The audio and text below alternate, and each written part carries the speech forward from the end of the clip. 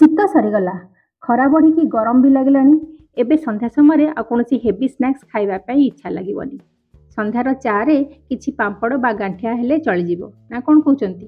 ଜୟ Jagannath. Hello friends. ତ ଆଜି ସେଇ ପାମ୍ପଡ଼ର ରେସିପି ମୁଁ ଆପଣଙ୍କ ସାଙ୍ଗରେ ସେୟାର କରୁଛି। ଆଜି ଦୁଇ ପ୍ରକାର ପାମ୍ପଡ଼ ଏଠି ବନେଇବା। ଗୋଟେ ହେଲା ଶାଗୁ ପାମ୍ପଡ଼, ଆଉ ଗୋଟେ ହେଲା ଆଳୁ ପାମ୍ପଡ଼।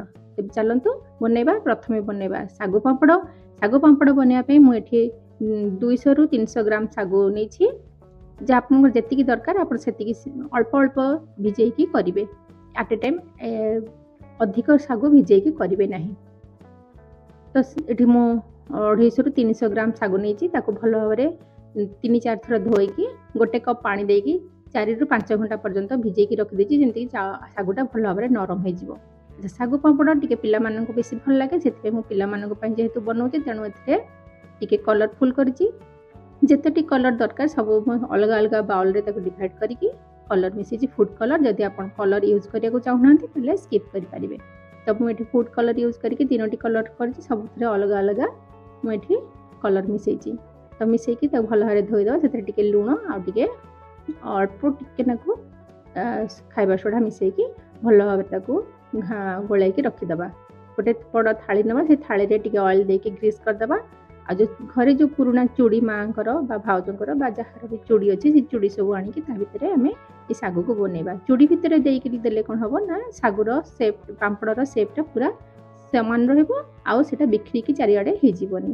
ଯେତେବେଳେ ସିଝିବ ଶାଗୁ ସେତେବେଳେ ବିଖରି ଯିବନି। ସେଥିପାଇଁ ଚୁଡ଼ି ଭିତରେ ଶାଗୁକୁ ଦେଇକି ଆମେ ପାମ୍ପଡ଼ ବନେଇବା। ତ ଏମିତି ସବୁ ଚୁଡ଼ି ଭିତରେ ଶାଗୁ ଗୁଡ଼ାକ ଦେଇକି ପ୍ରଥମେ ଦେଇଦେବା। ଦେଇକି ହାତରେ ଭଲରେ ଟିକେ ପାଣି ଲଗେଇ ତାକୁ ସେଟ୍ କରିଦେବା। ଚାପି ଦେଲେ ସେ ସେଟ୍ ହେଇଯିବ। ତାପରେ ତାକୁ ଆମେ ଷ୍ଟିମ୍ ଦେବା। ଯେମିତି ଆମେ ପିଠା ସିଝାଇବା ପାଇଁ ଯେମିତି ଷ୍ଟିମ୍ କରୁଛୁ ସେମିତି ଷ୍ଟିମ୍ ଦେବା।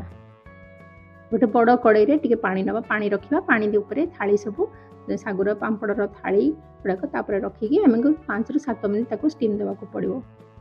ତ ଗୋଟେ ଥାଳି କିମ୍ବା 2ଟା ଥାଳି ଆପଣ ୟୁଜ୍ କରିବେ, ସେମିତି କରିବେ। ଗୋଟେ ଥାଳି ଉଠେଇ ଆଣିଲା ପରେ ଆଉ ଗୋଟେ ଥାଳିରେ ସେଟ୍ କରିକି ତା ଉପରେ ସେମିତି ରଖିଦେବେ।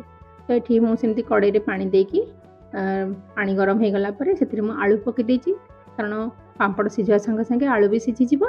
ତେଣୁ ତା ଉପରେ ପାମ୍ପଡ଼ର ଥାଳି ରଖିକି ତା ଢାଙ୍କୁଣୀ ଘୋଡ଼େଇକି 5ରୁ 7 ମିନିଟ୍ ଆମେ ଷ୍ଟିମ୍ ଦେବା। ଷ୍ଟିମ୍ ଦେଲେ ସେ ପୁରା ଯେତେବେଳେ ଶାଗୁଟା ଗୁଡ଼ାକ ଯେତେବେଳେ ଟ୍ରାନ୍ସପରେଣ୍ଟ ହେଇଯିବ, ପୁରା ମାନେ ଧଳା ଧଳା ଦେଖାଯିବ, ସେତେବେଳେ ତାକୁ ଆମେ କାଢ଼ି ଆଣିବା।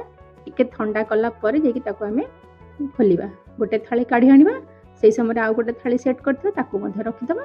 ଆଉ ତାକୁ ପୁଣି ଏମିତି ଘୋଡ଼େଇକି ସେମିତି କରିବା। ଯେ ଆପଣ ଯେତିକି ଶାଗୁ ତିନ୍ତେଇଥିବେ ସେଇଭଳିଆ ଥାଳି ଗୋଟେ ପରେ ଗୋଟେ ଥାଳି ରଖି ନେଇଯିବେ। ଆଉ ଗୋଟେ ଥାଳି ଥଣ୍ଡା ହେଲା ପରେ ଆଉ ଗୋଟେ ଥାଳି ବାହାର କରିକି ରଖିଦେବେ। ସବୁ ଥଣ୍ଡା ହେଇସାରିଲା ପରେ ଗୋଟେ ପ୍ଲାଷ୍ଟିକ୍ ସିଟ୍ ନେବା। ପ୍ଲାଷ୍ଟିକ୍ ସିଟ୍ ଉପରେ ଶାଗୁ ପାମ୍ପଡ଼ ଗୁଡ଼ିକ କାଢ଼ିକି ତାକୁ ପ୍ରଥମେ ଆଗ ଫ୍ୟାନ୍ ତଳେ 2-3 ଘଣ୍ଟା ଶୁଖେଇବା, ତାପରେ ତାକୁ ଖରାରେ ଶୁଖେଇବା। ପୁରା ଥଣ୍ଡା ହେଲା ପରେ ଏମିତି ପିଠା ପାତିଆରେ ଗୋଟେ ପରେ ଗୋଟେ ଚୁଡ଼ି ସହ କାଢ଼ି ଆଣିକି ତାକୁ ଧୀରେ ସେ କାଢ଼ିଦେଲେ ଚୁଡ଼ି ସହ ସେ ବାହାରି ଆସିବ। ଚୁଡ଼ି ବାହାରି ଆସିବ, ପାମ୍ପଡ଼ ତଳେ ରହିଯିବ। ପୁରା ଥଣ୍ଡା ହେଲା ପରେ ଯାଇ କାଢ଼ିଲେ ସେ ଇଜିଲି ବାହାରିଯିବ। ତେଣୁ ଆପଣ ଯେତେ ଗରମ ଥିଲେ ଯଦି କାଢ଼ିବେ ତାହେଲେ ଟିକେ ସେ କ'ଣ ହେବ ନା ଟିକେ ବିଖରିଯାଏ। ତେଣୁ ଥଣ୍ଡା ହେଲା ପରେ ଧୀରେ ଧୀରେ ପୁରା ଇଜିଲି ସେ ସବୁ ବାହାରି ଆସିବ। ଯେତୋଟି କଲର୍ ଆପଣ କରିବାକୁ ଚାହୁଁଛନ୍ତି ସବୁ କଲର୍ ଗୋଟେ ପରେ ଗୋଟେ କଲର୍ର ବାହାର କରିକି ୟୁଜ୍ କରିକି କରିବେ। ତାପରେ ତାକୁ ଭଲ ଭାବରେ 3-4 ଘଣ୍ଟା ଖରାରେ, ଯେଉଁ ଗୋଟେ ଦିନ ଖରାରେ ଶୁଖେଇକି ତାକୁ ଏୟାର ଟାଇଟ୍ ଡବାରେ ଷ୍ଟୋର୍ କରିବେ। ତ ଆମର ଶାଗୁ ପାମ୍ପଡ଼ ତିଆରି ହେଇଗଲା। ଏବେ ଆଳୁ ପାମ୍ପଡ଼ ବନେଇବା। ଆଳୁ ପାମ୍ପଡ଼ ପାଇଁ ବୋଲି ମୁଁ 1/2 କପ୍ ଶାଗୁକୁ ଭଲ ଭାବରେ ଟିକେ କଡ଼େଇରେ ଶୁଖିଲା ରୋଷ୍ଟ କରିଦେଇଛି। ତାପରେ ତାକୁ ମିକ୍ସିରେ ବୁଲେଇକି ଥଣ୍ଡା ହେଲା ପରେ ତାକୁ ପାଉଡ଼ର ବନେଇଦେବା।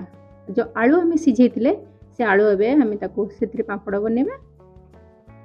ଆଳୁ ଟିକେ ଅଳ୍ପ ଥଣ୍ଡା ହେଲା ପରେ ଆମେ ତାକୁ ୟୁଜ୍ କରିବା, ନହେଲେ ବେଶୀ ଥଣ୍ଡା ହେଇଗଲେ ଆଳୁ ଗୁଡ଼ା କ'ଣ ହେବ ନା ତାର ସବୁ ଗୋଟା ଗୋଟା ରହିଯିବ। ତେଣୁ ଗରମ ଥିବା ଅବସ୍ଥାରେ ହିଁ ଆମକୁ ଆଳୁ ଛଡ଼େଇକି ଚୋପା ଛଡ଼େଇକି ତାକୁ ଚକଟିବାକୁ ପଡ଼ିବ।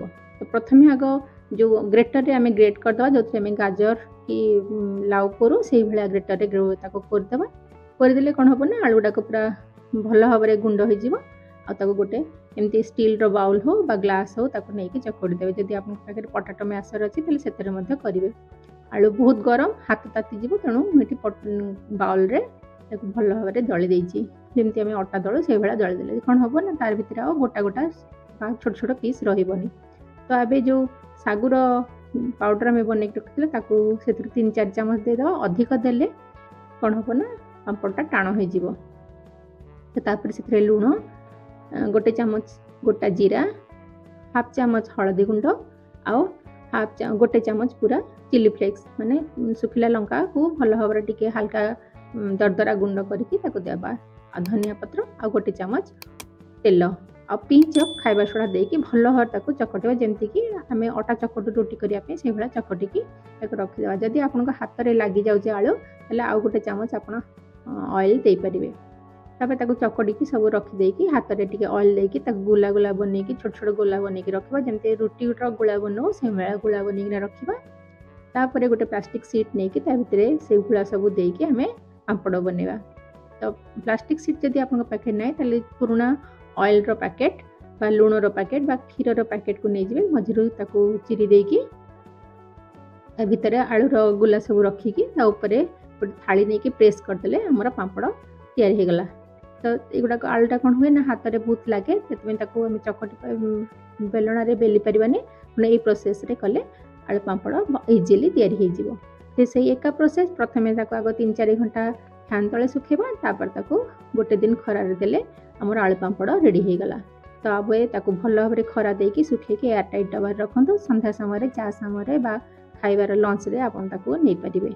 तो फ्रेंड्स जदि आपन को वीडियो भल लागला त आपन पापड़ बनांतु आओ मो वीडियो को लाइक करिकी कमेंट करंतु शेयर करंतु आ जदि फर्स्ट टाइम आछंती तले निश्चय मो चैनल को सब्सक्राइब करंतु। रहुची जय जगन्नाथ।